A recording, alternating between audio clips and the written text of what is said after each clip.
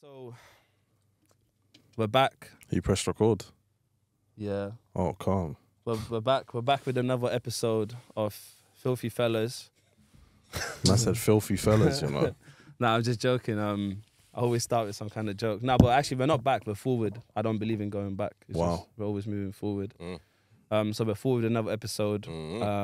Stay woke. Today. So yeah, actually there's been some changes. So I'm gonna address the audience real quick. There's been some changes, some positive changes as well. So we have a new co-host. Come on. Voltaire in the Yes, show. You get me? yes. Cheese. No, I'm saying. I know. Come on. Yeah, so we got Voltaire. And today we've got an amazing guest. I don't know how to pronounce your name properly. Sorry, your surname properly. So Shaun Flores. Flores. Yeah, Ooh, Spanish. Hear that? What's the origins of Or that name? Spanish, so Latin America technically. Okay, cool, man. I Or like South that. America, yeah. Yeah, and yeah, you know what? I'm gonna obviously I've read your bio, Yeah. and I'm just gonna try shorten it a little bit. Not a little bit, quite a bit actually. So It's all right, man. Go ahead. you're an man. advocate for mental health, Yeah. well-being, resilience. You're a public speaker, and you spread a really positive message out there. And you have actually got to me when I read it and some of the content that I've seen that you've made, you've got like a really powerful message, or you've got a lot of powerful stories. And I think a lot of the times people look at people spreading some of the message and say, what's the point? But actually it makes a big difference. Like I think stories like yours and just advocating for powerful messages out there is really important. Is there anything else that you want to add to who you are? I suppose that eclipses everything that I am now at the moment. Season it. I think I want to go on to become a therapist at some point. I think that's the next goal. It's the next plan. I want that to be my last... I want that to be the last profession I ever do. I almost want to do that for the rest of my life. So now I'm just trying to figure out how to get into that profession, trying to understand whether I can work for the NHS or go private. But I think, especially in our community, man, I think men, and especially a lot of black and ethnic men, we need places to be able to be free, but to also practice good masculinity. I don't think masculinity in itself is toxic, which I think is a conversation that too many people are having nowadays. I think there's healthy elements, but yeah, that's basically what I want to do. I like that, my guy. What would you class as freedom? You said you want black men to feel free. What would you class as? Well, I think it's the autonomy to choose your life, the autonomy to choose your destiny, to be the captain of your ship and to be able to set sail where you want to go. I like that. Ideally, and to have, I think also to have good enough economic empowerment. I think quite often people don't realise that whilst some people, quote unquote, are free, there's people with degrees out there. There's people that have all the qualifications, but they're still in jail because they're struggling to have any sort of economic empowerment. So these are some of the things that I really would like to change. And I think that would mean, for me, be true freedom for especially my community. So the other thing I was going to say, so there's this new kind of theory, or it's not that much of a theory anymore. There's a new thing coming out, which is around, they say that rather than race, in terms of how people struggle, it's actually to do with socio-economic backgrounds. So people from different races can be growing up in the same sort of background, economically, and they might struggle just as much. And it kind of takes the whole thing of particular race away as well. What do you think about that? I think it's an interesting argument, and I think I do agree that in some instances, in the UK especially, class has even more of a barrier compared to race. But I do also think, I'm not sure whether I agree with it entirely, but I think when you're black compared to many other races, your colour doesn't always necessarily hold you back. For example, you're not from Britain, quote unquote. Some people would still discriminate against you. But I think it's quite hard to quantify these things unless you put them out into data. But no, I think class has a massive, big part to play in the UK. And I think we see it every day with things you can only really access via class, certain sports, certain environments, how you learn certain parts of culture and cultural capital.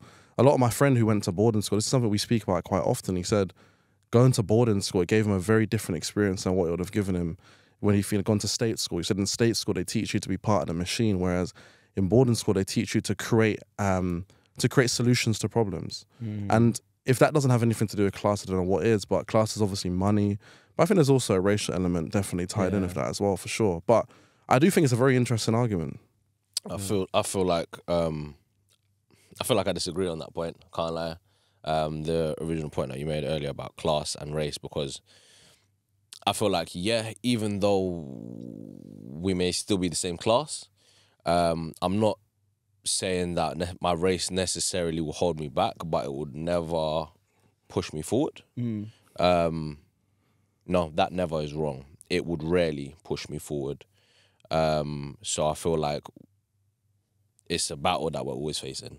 Yeah, that's my personal view on it. But I'm glad to see that it's such a shining. You have such a shining energy, even though you said you come here and you're a bit down with it. Your energy is kind of is coming through. You see that? No, I mean, we can feel it still. No, I'm trying, man. I'm trying a little bit ill, but no, I'm grateful. I think conversations are very important in society, man. I think we live in a time now where if people disagree with people now, they just want to shut them down. They don't want to have conversations, which I think speaks a lot about social media, speaks a lot about how we're not exposed to people with different viewpoints, and how in society we really and truly we're creating more and more identity politics that's dividing us more and more. I think humans inevitably, we're tribal animals, right? And I think we've got to give credit to humanity for being able to create such cohesion, but within that cohesion there's a lot more division now arising more than ever before. Like I think, for example, even if you do believe that class has more of an impact on race, you're allowed to believe that, right? And I'm allowed to listen to that even if I don't agree with that, and I'll go away and I'll do my research, and if I find information that combats my worldview, it's important for me to take that information on. Whereas now, so many people, you show them different parts of evidence and they just go, nah, I don't want to hear it. I just don't want to believe it. So this is why I think conversations are important, as long as you're open-minded and you're willing to actually discuss. Yeah, do you know what's interesting? Just going back to that point I was making earlier, or it's not a point that I'm making, I'm just bringing information to light. So for me, I don't necessarily believe that. I think personally as an individual, I try not to attach myself to ideologies or like theories and all of that stuff. I like to explore different things and try and understand things. But there's so I was watching, do you guys know who Abba and Preach is? Yeah. Yeah, so I was watching a video that they reviewed, but I don't know what channel that was from, so I can't give you the name of the channel. But there was like an experiment they've done. I think they got like 7 or 8 black guys in a room and they blindfolded all of them. And there was this one white guy in a room, and obviously he didn't have a blindfold, so you knew like. But basically the whole point of the game was for them to guess who the white person was. I suppose it's Jubilee. I feel like it's the Jubilee video. It was probably something. Yeah, Jubilee does a lot of those type of videos, so probably is them. Interesting. So what's really interesting towards the end, so basically no one ended up guessing the right person, like who the white person was actually. But what was really interesting, and Ab and Preach were breaking it down, talking about socio-economic backgrounds and all of that stuff. But this white guy, basically, he got adopted by a black family when he was a baby, and he grew up in a neighborhood. So that kind of highlighted that actually, regardless of his skin color, the neighborhood he was growing up in, that's what influenced, like, you know, his experience rather than, you know what I'm saying? So it was. I think there's a lot of different elements. I think race definitely does play a part. But you know, I think there's other elements that people miss or don't explore enough. So then that would be culture. I think culture is a really big part to play. And one of my friends, she also was adopted by a black family, and she is half white, half Chinese, but she feels more at home amongst other black people. Whereas I'm not sure if she feels at home amongst other Chinese people. I don't want to speak for her, but this is as much of her story that I know. But culture has a massive part to play. Caribbean culture is very different to African culture. You've got Latino black culture is very different to other parts of culture. And I think growing up, especially in the Western world, we've got a bubble mentality. You know, a lot of what we grow up with, we're exposed to certain ideas, but whereas you go to other parts of the world, they don't have the access to information that we have. So I think culture says a lot. Yeah, and there's a lot, and I think we're in a stage now, especially in London, I don't know about other parts of the world because I live here, but there's a lot of subcultures. So, you know, I think someone made a really interesting point before. I was talking to someone on the podcast, and she was saying that actually you can have people from Nigeria who moved to America and then moved to London, but even though they have that main culture, the Nigerian culture back from Nigeria, but they still create subcultures based on where they're living. And I found that really interesting because there's this different merge into like a whole different world in itself. Yeah, it does happen. It's happened quite a lot in my bloodline, actually, in terms of how people have travelled and moved around.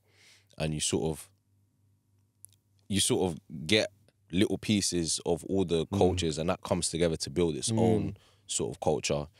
So I do completely understand what you're getting at, man. It's very interesting because my mother is Nigerian Brazilian and my dad is Angolan Portuguese. So obviously both of those, in their own regards, are smaller cultures within themselves. So obviously them coming together. My household was the next thing. We spoke bare languages in my house. Do you get it? So it's just understanding who I'm around and how I should step forward. Yeah. Step forward, if you know what I mean. Well, yeah, culture's liquid. It's not solid, right? Unless you're really protective of your culture, which I think some people are because of history and so much more, where they don't let anybody else come in. They want to keep steadfast to their rules and so much more. That's when you see culture being a little bit more solid. But I think as we're being exposed more and more to the Western world and Western ideas, people are starting to leave and people are starting to realize that it's through the access to different information you really broaden your worldview. And I think, as you said, that well, we know that, you know, Brazilians are all different colors, you know, because they had the biggest slave ports in the world technically during slavery. And Brazilians, I think it's Bahia, I think if I've pronounced it correctly, that's the biggest African population outside of Africa.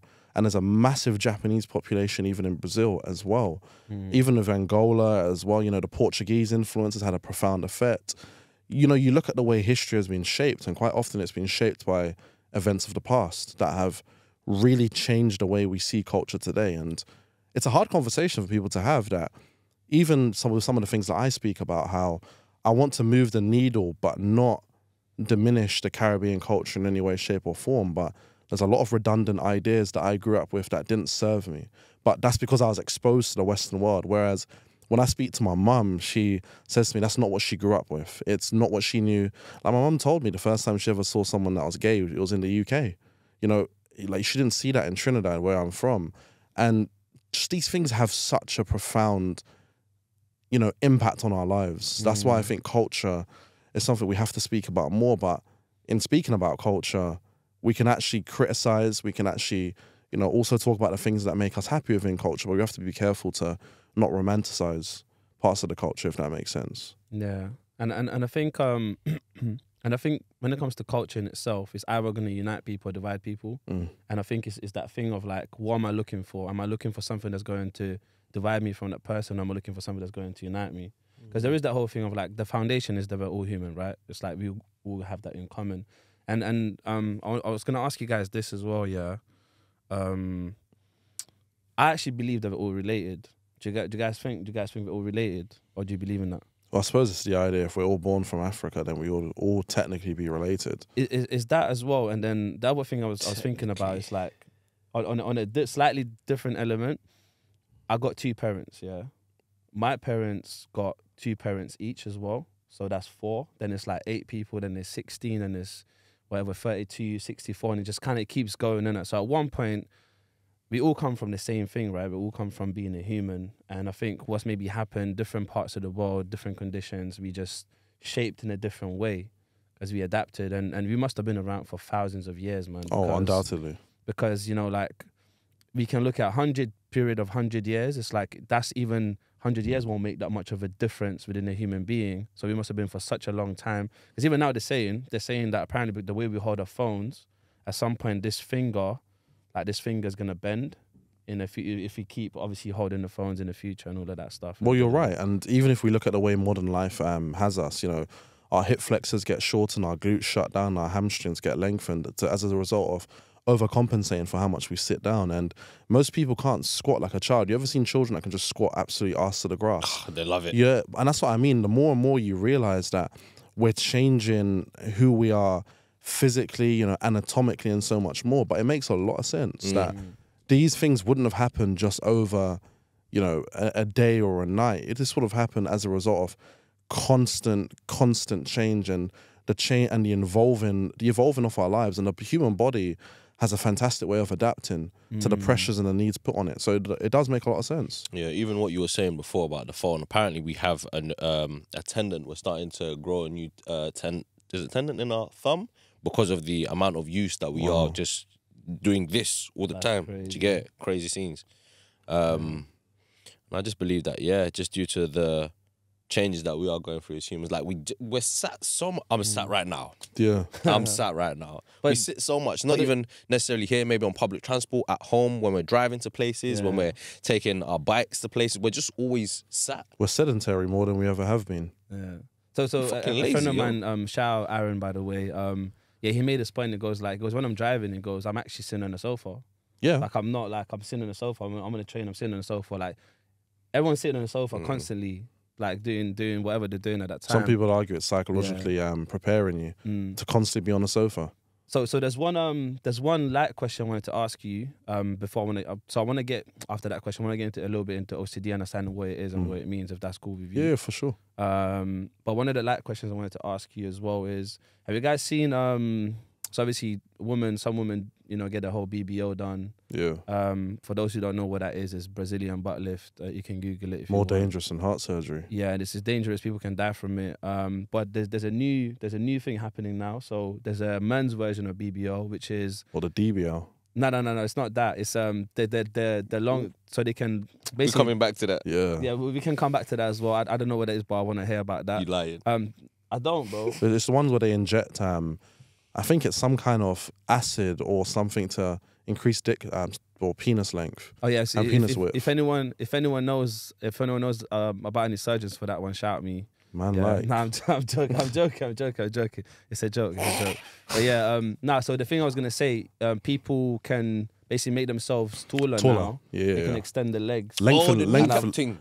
Yeah. Well, it's more they break the leg and they put something in between it, and it takes like a year or 2 years to walk again. Yeah, they break a leg and they have to go through like the walking therapy. Yeah, again and it's a all of that serious stuff. thing, That's crazy. Hella men are doing it now as a result. Yeah. Yeah. Man, them. Really and truly. Yeah. Is this, Nah, this is true, bro. I'll send you a video after. it's crazy. I think I Well, did see something like that on maybe like the Shade, bro, or something like that. No, it's a And- real thing, man. Yeah, I'm just, Yeah. like I saw it, but I didn't know that this was such a phenomenon like this. Yeah. Like, but sorry, I'm sorry to cut you off, bro. Do you know how crazy it is not to walk for 2 years? Well, Like, not even that, even just the learning to walk process. Yeah, it's not like Yeah. a year, but yeah, it's mad. But I think that's as a result of insecurities, man. I think, look, and I often say this to people that a woman is allowed to be anything she wants to be. We have to accept women in society, regardless how big they are, regardless what they've done in the past. We're allowed to, we have to. Women empowerment. But if a guy's short, if a guy's overweight and a guy's ugly, everyone expects him to sit in his place.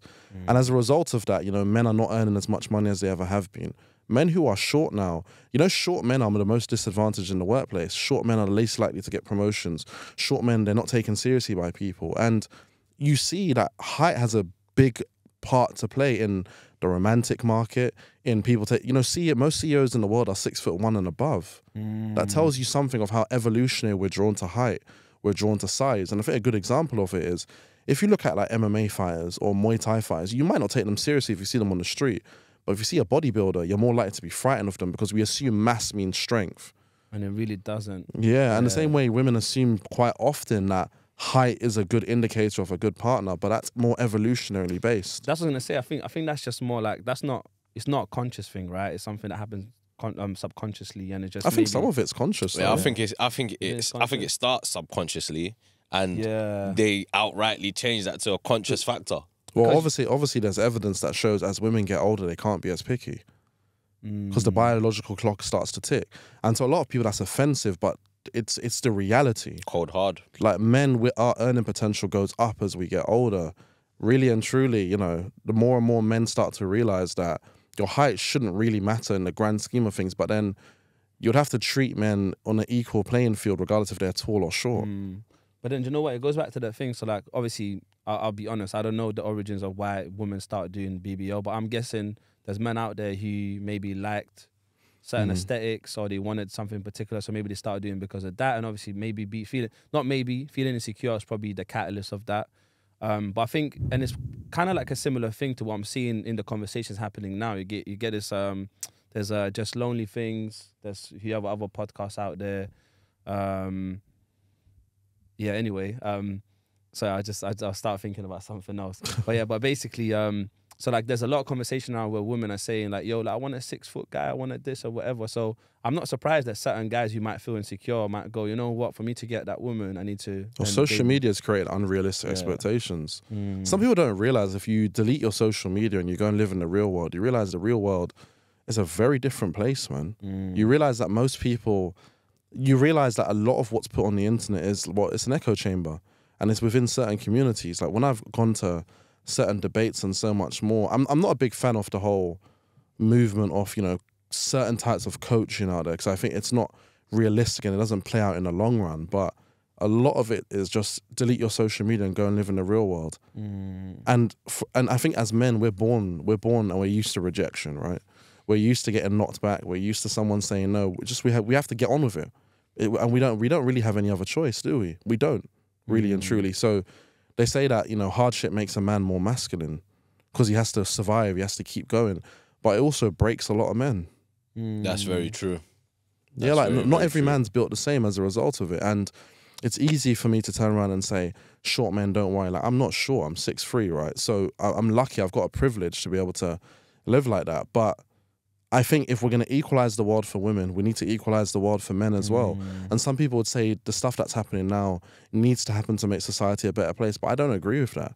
I think we're conscious and we're clearly human beings that want the best for the world. And I think we need to iron out all those problems that are happening in society and not think that by taking away from one, we're empowering another. We're not. We're just creating more of a seesaw. Yeah.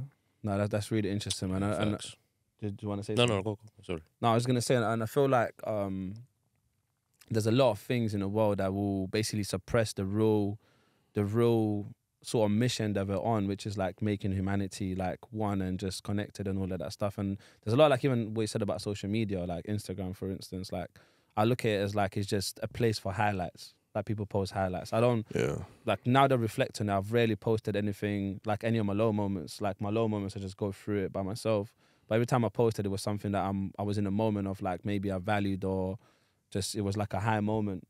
And a lot of people do that basically. I don't see people post much of like if they're going through something. And when people do post stuff, when they're going through stuff, it's like I see there's a lot of people that get attracted to that because that's the real shit. It's not, you know. Yeah, I think there's a big craving for realness now. People want realness, man. I saw somewhere that different social media is for different types of people. Yeah. So you have like Twitter, the people who always want to comment and be speaking, people who always want an active conversation. You have Instagram, the people who always want some kind of they don't really want to speak. They'll just show you exactly what's going Aesthetics. on. Quick ones, do you get me?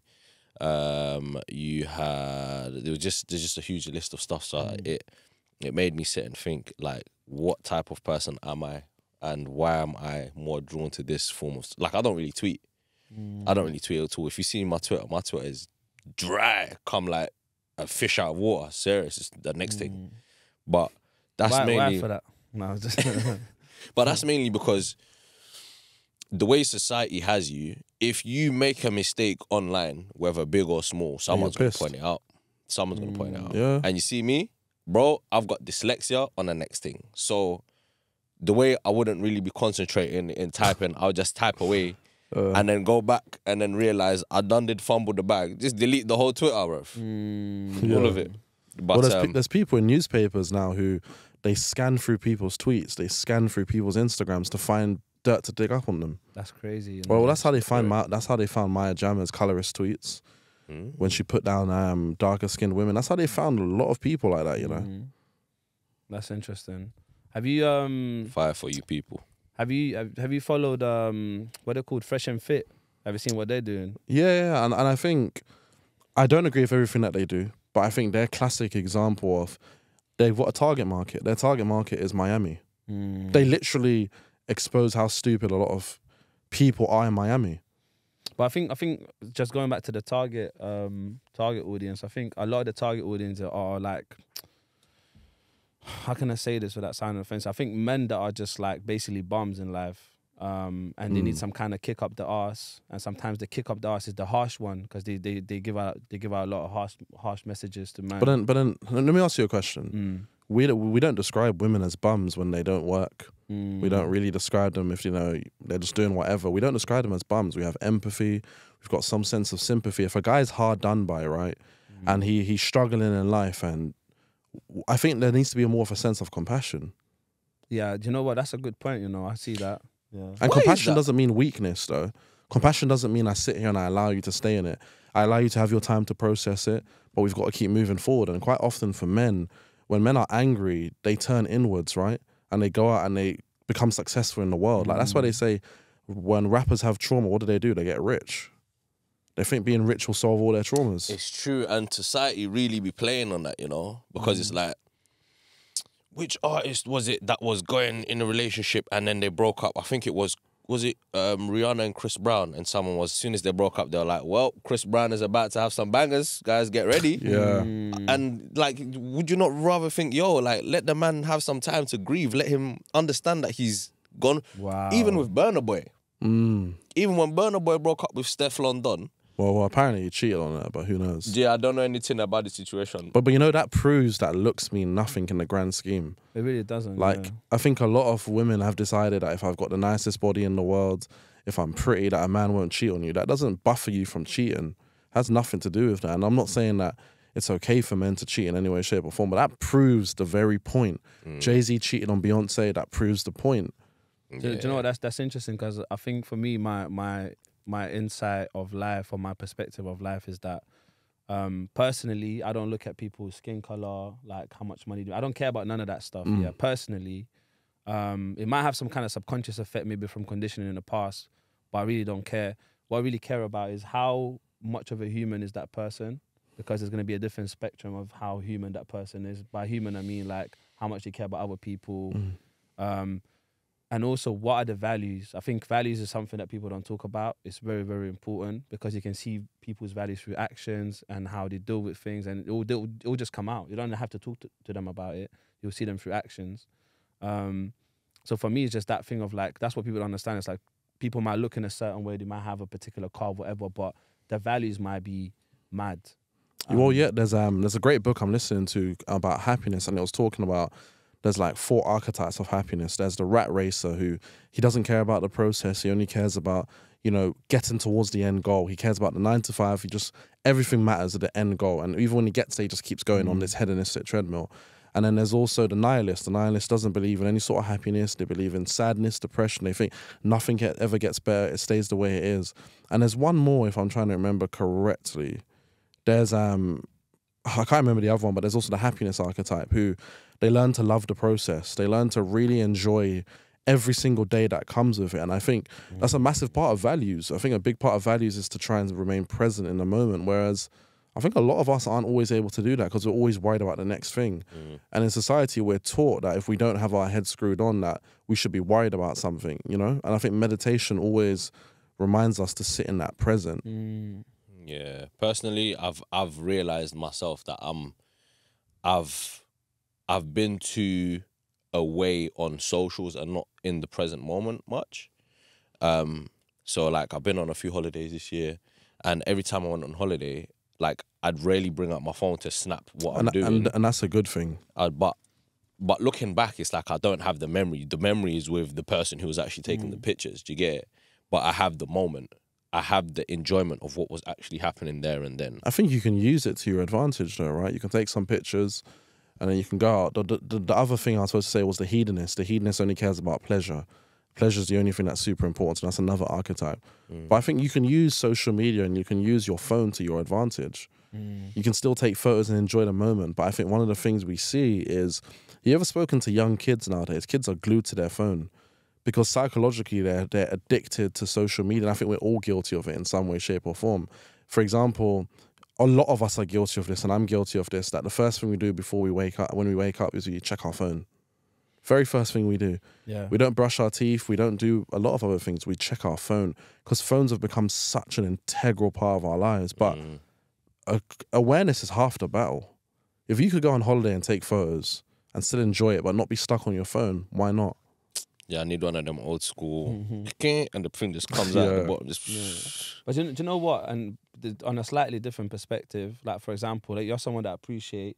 So when you do, like, when you went away on holidays or whatever, and I see you post certain things and I see you having a good time, I'm like, yo, this is lit. So like, you're still like, and obviously some people might look at it like, oh, this guy's just showing off or whatever. People have different... How dare they? No, but I would say people have different perspectives, right? But for a perspective from people that care about you, they'll see certain things that you're doing and go like, right, this is lit. Like, I'm happy you're having a good time or whatever. And you might even, like, sometimes I think, I'm not going to say what holiday you went on, but I was like, yeah, I need to book that one as well. I don't mind. I went Amsterdam, I went Paris. No, I'm talking about like last year. I'm talking about Afro Nation. Afro Nation. Yeah. I was like, yo, man should be there, bro. Like, it was good. Man should be there, bro. It's really good. But even like at Afro Nation, like, I know you saw like some good bits that highlighted, but I lost my phone for half of the time. I was just enjoying what was going on. Yeah. And the fact that I lost my phone, I was fuming, but I was like, it is what it is. Phone Yeah. done. Do you get it? I'll get a new one when I get back to London.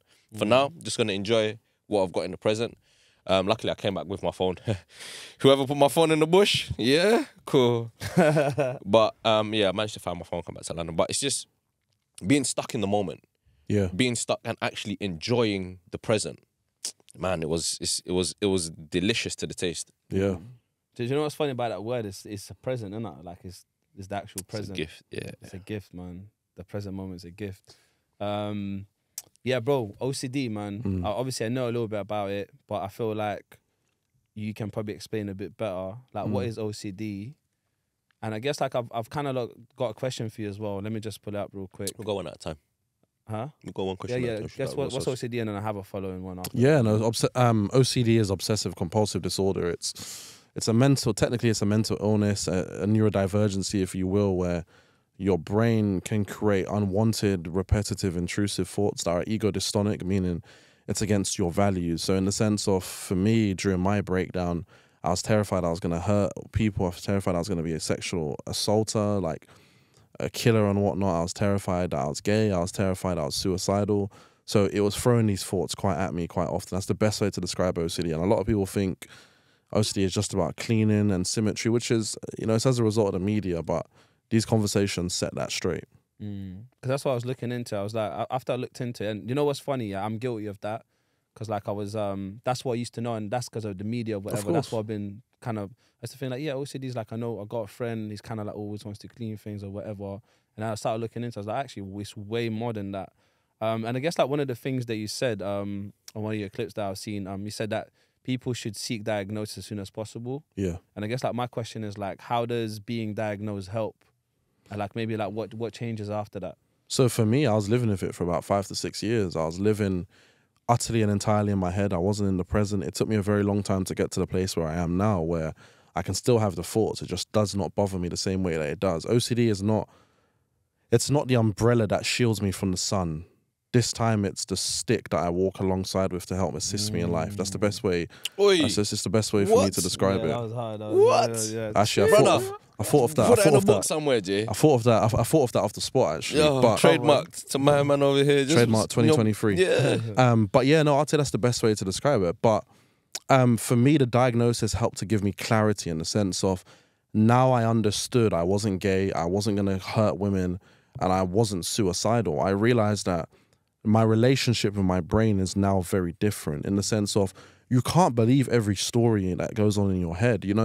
Your brain is a creature of volume and repetition. What you put into it will constantly pour out. And that's a good example. So if I have a certain thought and I start obsessing on it and I start ruminating, so I start thinking over, my brain will throw it more at me because that's what the brain evolutionary is wired to do. The brain is wired to protect you from danger. That's really and truly what it's like living with OCD and anxiety. But for me, diagnosis helped create a community that I'm able to be a big part of. I'm able to discuss things. I'm able to have these conversations with you guys, for example, how I can use the platform that I've had previously with modeling and public speaking a little bit more alongside my mental health advocacy. So it exposes me to a new range of people. And in some ways, I'm not saying I want OCD, but if it wasn't for OCD, I wouldn't be where I am now.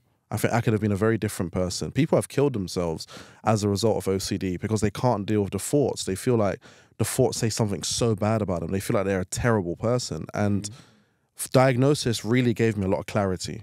I think that's the best way. It gave me clarity, it gave me a community, but also it gave me hope. And hope is the one thing that I needed the most when I was in my dark space last year. It's been a year since recovery. It gave me something to look forward to realize that OCD is it's not just going to get up and go away, but I learned to live with it, as I said. It no longer shields me from the sun. There's can you, by any chance, because I know you're quite busy at the moment with the camera, can you look up that story that I know shares around, like when someone shares the story, the shame dies? If yeah, I'm not sure, but I think it should be online. Oh, no shocker, yeah. Oh, so you know what, actually that I have to look it up. But basically, I can't remember the exact saying, but he says that when people basically say the story or when they share the story, that the shame dies, and kind of like, so I guess what I'm hearing from what you said is that the transition has been like a lot of things were internal, and then you start becoming like really woke about sharing a story and just like, and do you feel like that applied to you or? Yeah, when you share a story, it's a burden halved. And I think the more I tell my stories, the less I'm a prisoner to it. I think I've been freed from the chains of OCD in the sense of I know what it was. If I keep living in shame, I'm not doing anything good for me internally.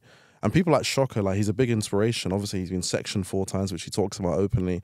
And he lives with his illness and he really goes on to help and inspire other people. And that tells you a lot about who he is as an individual. But yeah, for me, when I first shared my story, I think it was on the 15th of August last year. I remember when I wrote the story and I put it out there, I remember I was terrified that people were going to think I'm crazy and I'm mad.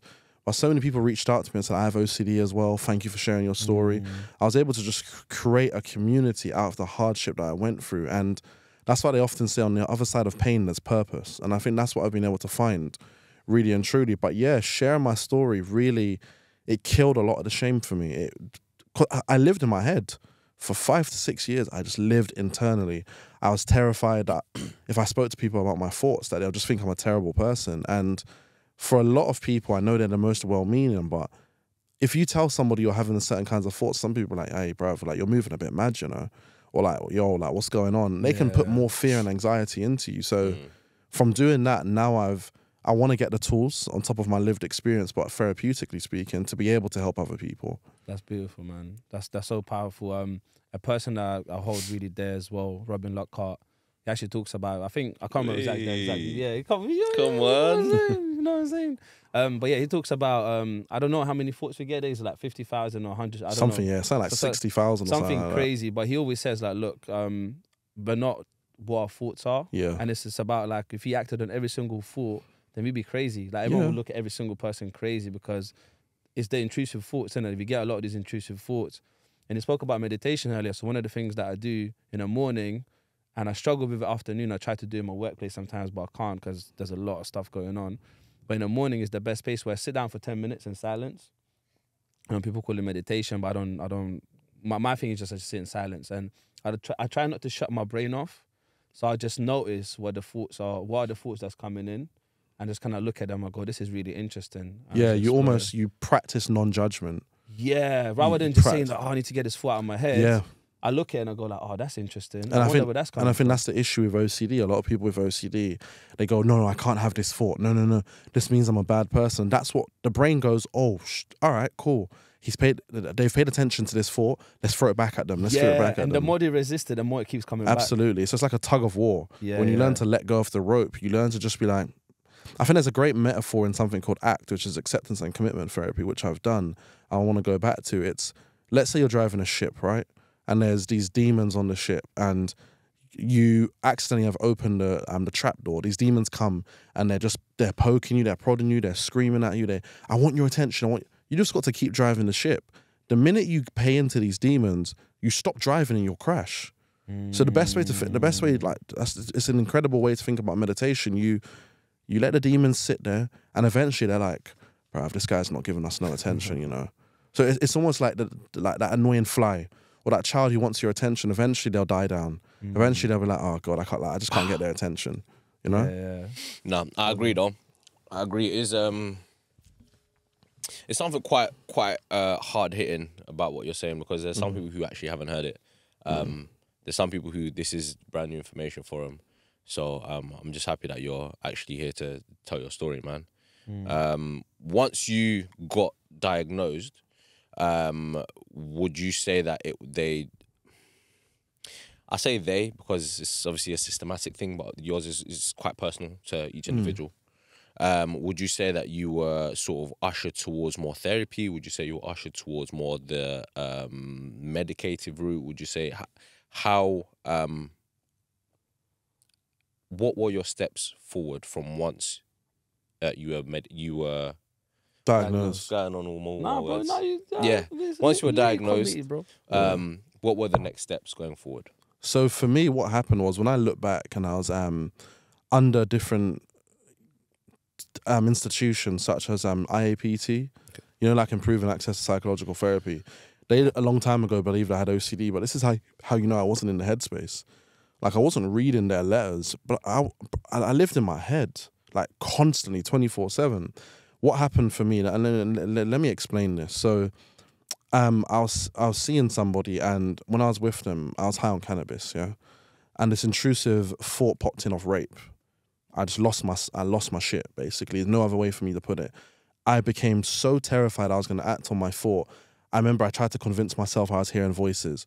I tried to convince myself that, you know, I was going mad. And I remember I screamed at her, get out of the house, get out. You can't be here. She was like, Shaun, you're going to be okay. I said, no. I'm going mad. I'm going crazy. And I kept asking her, have I done something to you? Have I done something to you? She was like, you haven't done anything to me, Shaun. I was like, for me, I couldn't get this anxiety out of my head. So she left, right? And I tried to go to sleep. And when I tried to sleep, just intrusive thoughts of murder and blood flashed into my head. And I was like, I can't do this no more. Went downstairs, put on my coat, got my keys, and I gave my keys. Where I live, there was a COVID testing center back then. This was like during COVID times. And I remember I was just walking up and down. I was like, I'm going crazy. I'm hearing voices. I'm mad. What's going on? And the woman was like, no, you're fine. You're high. That's it. So when I was sober again, I was like, I'm okay. Like, what's going on? And my friend came to check up on me, and the mental health team came to check for me. They took me to the St. George's Hospital where I live, and I was like, no, I'll be okay. I'll start therapy. So I started psychodynamic therapy, and psychodynamic therapy for OCD is not the one. That's not the one that you want, because Can you break down psychodynamic? You're almost trying to get to the root of why you think the way you do. If you're having thoughts against your morals and values, you don't want to try and figure it out because you're going down a rabbit hole. Rumination is like sitting in a rocking chair and expecting to go forward. In what ways are you trying? Sorry, just to understand exactly what psychodynamic therapy is. What thoughts of trying to find the root cause, but in what way? So in the sense of you talk about it, it's like talking therapy. Okay. You're trying to figure it out. But for OCD, you don't need talking therapy. You're supposed to have something called CBT ERP, which is cognitive behavioral therapy, exposure response prevention. And I just reached a point where I was out with one of my boys, and suicide just popped into my head. Like, I saw an image of me jumping off of a bridge, and I was like, can't do this no more. Like, I just remember I looked at him and I was like, bro, I want to die. I said, I can't do this no more. Jumped in an Uber. I was just so depressed, and I got home, I was crying my eyes out. My boys just started crying, and they called one of my other friends, and none of my friends knew what was going on. I didn't know what was going on in my head. And I had this thing called toxic guilt, which is a big part of OCD, where I felt like I was being punished in some senses for all the mistakes I've made. So I called out people I had done wrong, and so much more. I was like, I'm just so sorry. And I was hoping that it was going to help me get better. I was hoping that it was going to, bring me some alleviation from my anxiety, and none of that happened, man. And it was on Saturday the 4th of June I woke up and I was just like, I just can't do this no more. I reached out to several therapists, several institutions. I was broke. I didn't realize that as a result of OCD, I had no finances, man. I just couldn't hold down a job. I couldn't do anything. I've had to really rebuild my life more than people can ever imagine. And I found this therapist online called Emma Garrick, otherwise known as the Anxiety Whisperer. And I just begged her for a phone call, and she picked up the phone, and I just started crying, man. Burst out crying. I just said to her, what's wrong with me? I said, please, I don't want to hurt anyone. Please, what's going on? She was like, Shaun, you have OCD. And we begun therapy on Monday. And during that call on the Saturday, I said to her, am I going to ever get better? She was like, Shaun, I have OCD as well, and I'm living a perfectly normal, happy life. And it was one of the toughest things I've ever had to recover from, because you're at war with your own mind. You realize you don't need to bite every bullet that comes into your head. And I also do believe I have unsuspected ADHD for sure. But yeah, for me, OCD really brought me to despair. When you were in school, whether it's primary school, secondary school, college, university even, were there any times that you were ushered by maybe your tutors, your professors to sort of get this checked out? This might be something that you have. This might that you might be able to find some support with it. You know what's really funny, right? In typical Caribbean fashion, when I was looking through some stuff in my house, I found my school report. And my school report when I was around, I think it was 8 or 9, they said they believed I had ADHD. But my mum hid that from me. And I think the Caribbean culture, they want to not put a label on you. And I absolutely understand why. My dad died on Christmas Day when I was 6 years old. And it deeply traumatized my mum. And I think my mum, she just didn't want to put labels on me, I think. Because she denies it to this day, but there's clear evidence. And some of the things that they said was, Shaun doesn't know how to handle rejection.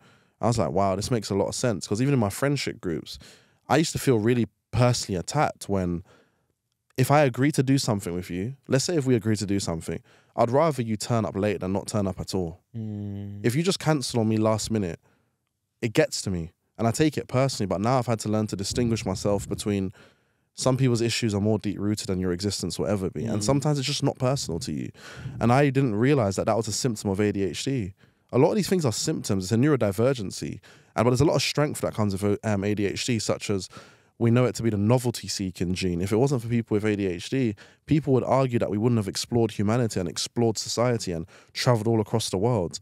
We needed people who were neurodiverse, quote unquote, compared to the neurotypical. That's not shade on the neurotypical. There's a lot of strength that comes with being neurotypical, but there's also a lot of strength that comes with being neurodiverse. But society is not adapted in a way that strengthens it. But it makes a lot of sense for me, realizing that I have ADHD behaviors. Like I start one thing and I can't finish another. I've been a police officer. I've been, a sports athlete. I've worked in retail stores. I've struggled to hold down relationships. There's a lot of stuff that I've realized I'm not going to chalk it all up to ADHD and OCD, but I think a lot of it's trauma.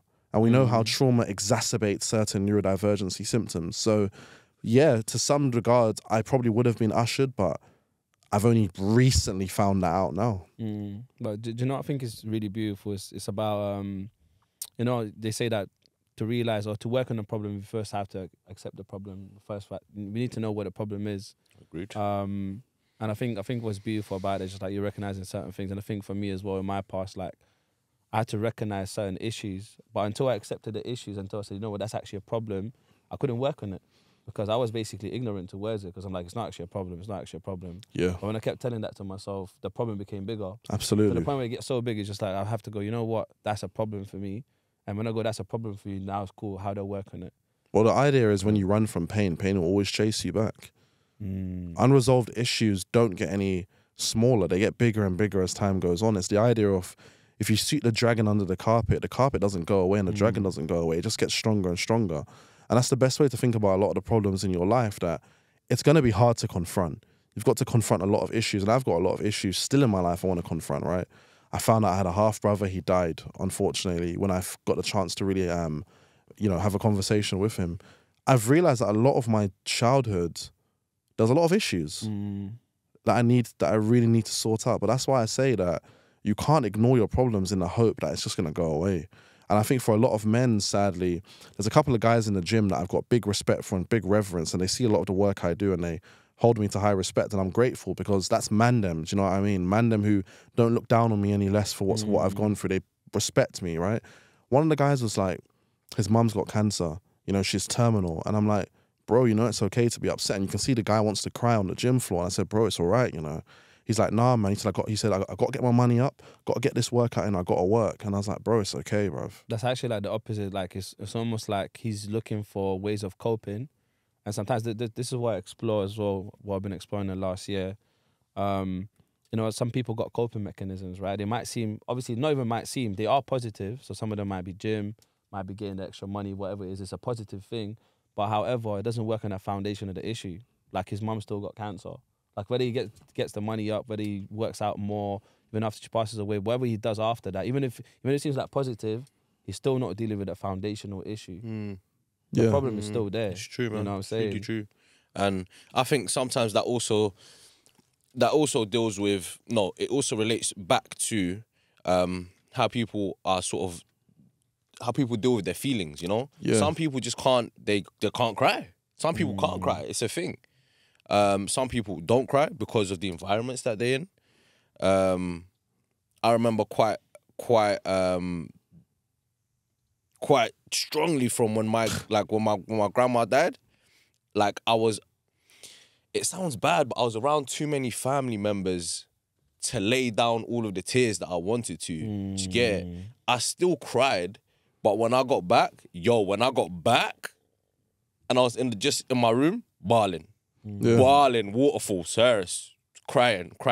But it was like I needed my family to understand, in this moment, I'm upset and I'm broken, but I'm still here holding everybody together. And the thing is, I think a lot of men feel like it's just not okay to cry, Like one of my friends, my best friend, He's taught me such big lessons in life, and he's been like a father figure to me. And I get emotional whenever I think about it, because I said to him, bro, if it wasn't for you, I don't know where I'd be. Like, you've taught me so much about what it is to be a man, and it's okay for me to be emotional. It's okay for me to be the way that I am. But I remember there was times when I was just harsh, right? Because I grew up in an environment where it was, shut up, man. Like, no one cares about your feelings, man. Or suck it up, you keep moving. Whereas with him, he'll cry, he'll have his little moment, and he'll pick himself up and keep going. And I think it's okay to have that moment. It's all right, right? As long as you don't get stuck in it. There's a balance. But for my friend, I learned that. Even when I turned up to my half-brother's funeral, I didn't know how to feel. Because I met my half-brother via the internet, and he's a lot older than me, right? And then when he didn't really care for a relationship the way I wanted to have a relationship. And I found that he died via my therapist. When I was on the phone to my therapist, I said, look, I want to make some goals when I'm out of therapy to go and change my life. I said, I want to really have a relationship with him.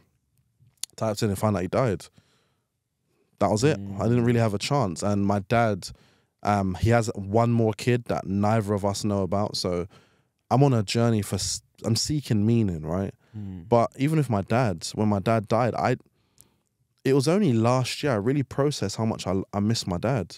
You know, having that male figure around. And there's a love that your mother gives you, but there's a love your father gives you that is unlike any other. You know, I often say that to people, that I was raised by a village of very strong women, but there's a love that a man gives you that is unparalleled to anybody. I agree. You're a man that is emotional but vulnerable and also firm and disciplined at the same time is underestimated in society. And this is not an attack on any single mothers. I grew up with a single mother. My mum did a fantastic job, but she just wasn't my dad. And I think a lot of the time we try to supplement fathers, you know, but fathers are just so important. Yeah, masculine love is different to feminine love. So different. Well, women love their child. You know, they treat children as their world. Typically, men, we love children in relation to the world. We teach our child to compete. We teach our child how to, you know, not to always toughen up, but to, it's all right, you can cry. Like, even when they experimented on rats, they found out that rats that didn't have the ability to play with their father figure, their father essentially grew up and they had issues later on down the line. So even rough play is important for kids to be able to discover their own boundaries. You don't get that with your mother, really and truly.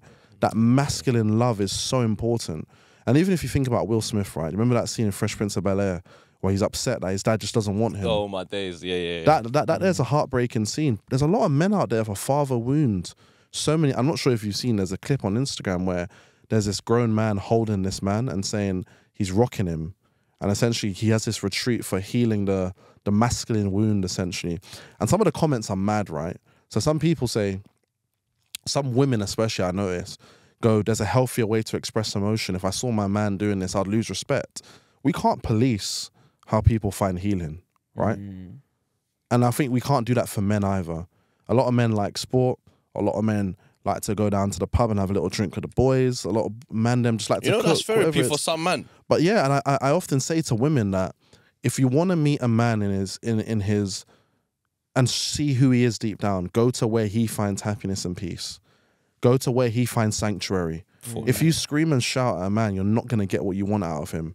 I'm not saying you've got to have this enduring patience forever, but I've said to a lot of my friends that if you just seek to understand and to listen, you hear more. It doesn't justify people's behaviors, but you start to realize there's a lot more that goes on that meets the surface. Because you can kind of go like, you know what, I still disagree with it, but I kind of get it. You know what, there's a lot of people I disagree with, but when I start to understand how they shaped or how the world has shaped them in a particular way, I go, you know what, I disagree with what they're doing, but I get it. I get it. They've had, it's been tough for them. Understanding doesn't mean acceptance. Yeah. I'm just touching up on a few of the points that you laid out. Uncle Phil from The Fresh Prince is a very, very solid role model figure. Absolutely. That goes to show the different kinds of love between a father figure and a sort of mother figure. So that's quite a good point to relay back to you. Another point that you stated earlier was you spoke on your friends. That's quite a heavy one because your friends have kind of been with you for time, and sometimes expressing these sorts of feelings and emotions towards them will have them thinking that you're moving mad. But in real life, it's just stuff that's going on in your brain. Do you get it? And you just want to speak to your people. These are your people. I should be able to speak to you. You're my people. Do you get it? But in this day and age, just due to how society has it and what their definition of being a bit crazy might be, that might fall under that category. But I'm so happy when you said you told your friends just before you got in that cab and they just sat and cried with you, because it shows that your people have emotions as well. It shows that they're open to expressing these sorts of things, man. And in this life, you need that. If you can't speak to your people, then, boy, you have to find new people, because you should be able to express to your people exactly what's You're going right. on. And my best friend, the more I think about it, I remember one day he said to me he was just really struggling, and he said he was by a bridge, right? And he said he was going to try and take his life. And he said someone spotted him and they called him back. And he said he thought about the people that loved him, and he said he thought about me.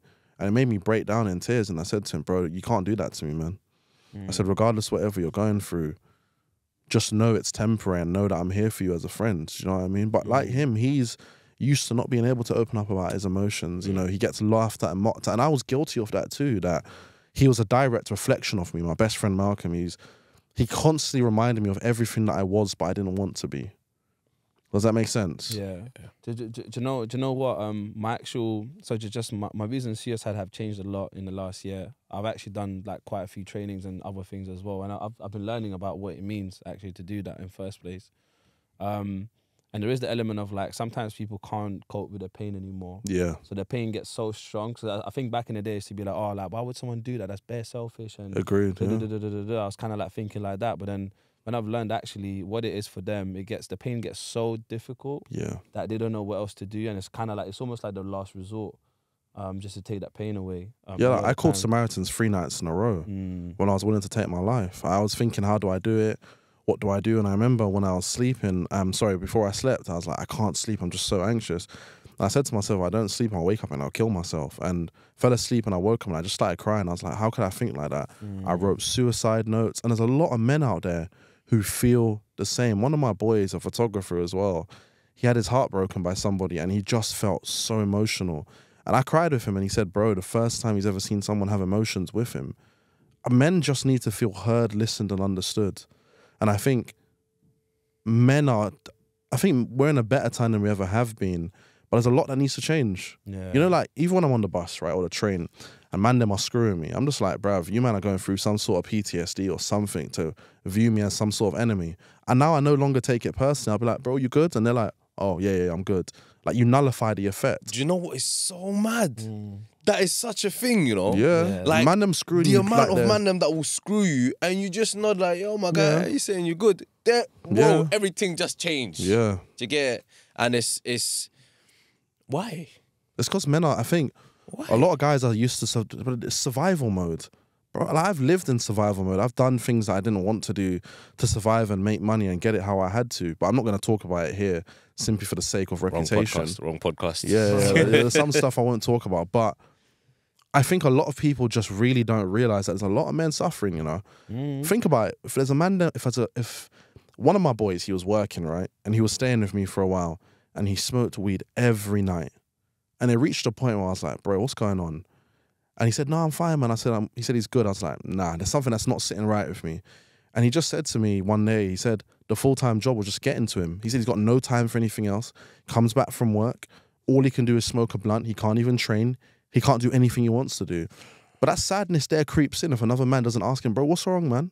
Let's just have a chat about it. I may not be able to solve your issues, but I'm sure someone listening and be like, I hear you. What can we do to move together? It's a starting point. Yeah, and that's what it is. And suicide, you know, the idea of committing suicide. Remember, suicide used to be a crime. Yeah, it still is in some countries. Yeah, so the idea of, you know, some people took their own life, it makes you realize that the pain was too big. Yeah. You know, I know a lot of people who have really struggled. They want out of life. And I say this to people, I've been there, man.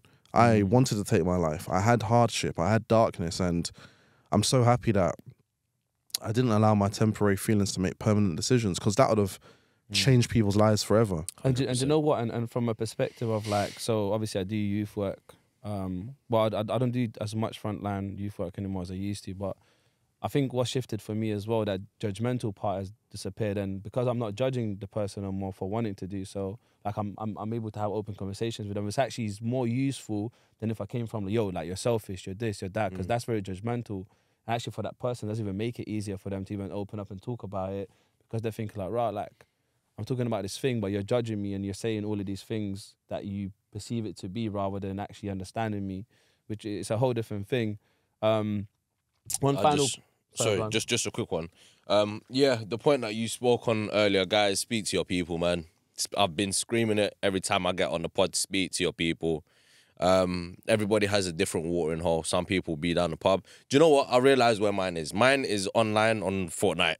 I play video games with a couple of my people. A couple of them are in the room. Yeah, Come on. You know what it is. But yeah, it's just a place where you guys can speak. Obviously, we do other stuff like kill people in the game, but we still speak. We have open conversation on the game. We sometimes get a bit distracted, but yeah, find your watering hole, speak to your people, let it out, man. Let it out. Is there anywhere you would recommend if anyone has anything that they need to say? I'll say find the people that love you the most and people that want to understand you, man. And I mean that on a real. When I went through my breakdown, so many people disappeared. So many people only wanted to be around me for the clout and everything that I was doing. And one thing I've realized, especially in the whole dating scene and everything else, that some people don't care about when you're down and out. They only care when you're up and rising, right? So that's something else I had to realize. I had to learn to distinguish and discern between the fake and the real. And fake doesn't mean someone who disagrees with me.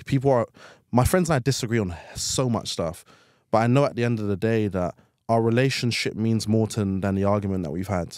That's something else I've also had to remember and something else I've had to realize. But talking to your friends, I'm very careful to drinking. I'm not much of a drinker because I think some people can end up drowning their sorrows, right? But one thing I've learned in acceptance and commitment therapy is to lean into your pain. It's one of the things of emotional literacy where you're like, all right, I'm feeling sad, you know. All right, I'm feeling anxious. I don't need to get rid of this. Let me sit with this. Yeah. Let me write about how I feel. Let me not try to push it away. Let me lean in. And for a lot of man, I'm like, nah, man, bruv, I ain't feeling that. That's a dead thing there. And I think a classic example is when man them get their heart broken, they're like, back to the streets. That's a classic thing that man them do rather than going, do you know what, you actually hurt me, you know. But you know what? That's why I have different conversations. See, when I see Mandem or my friends, like, if they like went for a breakup or whatever, yeah, and obviously the other Mandem, they might be like, yeah, like, man's good, like, let's go out, whatever. But I actually go to them like, yo, like, I know what that means.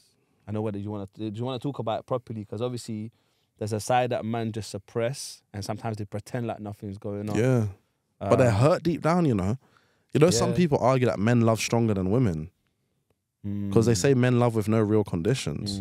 I'm not sure how true that is. I'll leave that open to your audience. But I know a lot of guys who've been proper heartbroken. You know? That's the one for the next pod. I can't lie. I've been there before. And I think what's really interesting, when I was going through it, I didn't talk to no one about. Actually, I did. You know, that's a lie. I spoke to one person, but aside from talking to him, I didn't talk to no one. Like, I just kind of kept it and just firmed it. And but it's a whole different story. But one of the other things I wanted to get into, we kind of touched on it a little bit, but I just want to explore it a little bit more before we wrap up, is in one of the shows you've been part of as well, you said at one point, or interviews, you said that weak men are more dangerous in a society than strong men. Yeah. And obviously, personally, I agree with that. I don't know how you feel about that, but I wanted to understand what you meant by that, and maybe we can have a quick conversation on it as well. Well, weak men seek power everywhere that they go, right? A strong man understands with great power comes great responsibility. Right? So if you're looking after your family, you got to take care of your family. That's heavy as the head that wears the crown, right? I know that's not the official saying, as one of my boys he studies philosophy always says to me, but it's that kind of idea. And a weak man will go around seeking power. He'll seek to destroy society because he wants his pain to be felt. He wants his pain to be understood. He wants just someone to listen to him. Think about school shooters, right? We know a lot of them are young boys, unfortunately. And there's a story, there's a young man, well, he's a bit of an older gentleman now, Aaron Stark, and I'm a big fan of his work. You guys should check him out. But he created a TED Talks where he said, I was going to be a school shooter. And he said he got the gun, he walked into the school ready to spray up everybody. And someone just asked him, bro, what's up? He just broke down. With the gun? Yeah, obviously they took the gun off him. But they found it on him. The gun, he was crazy scenes. Donnie was ready to light up that school. Obviously, that's a crime. It's, you know, I'm not saying that he shouldn't be punished, quote unquote, but he was unwell.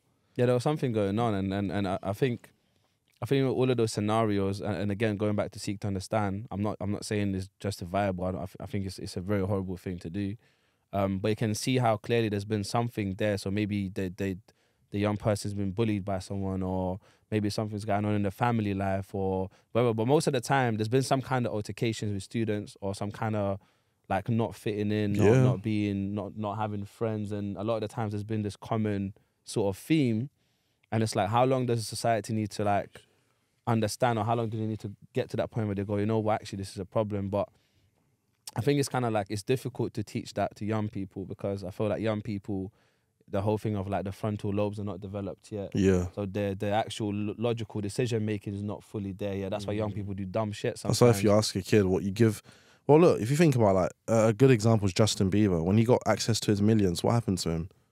He started ruining himself. That's what I always say.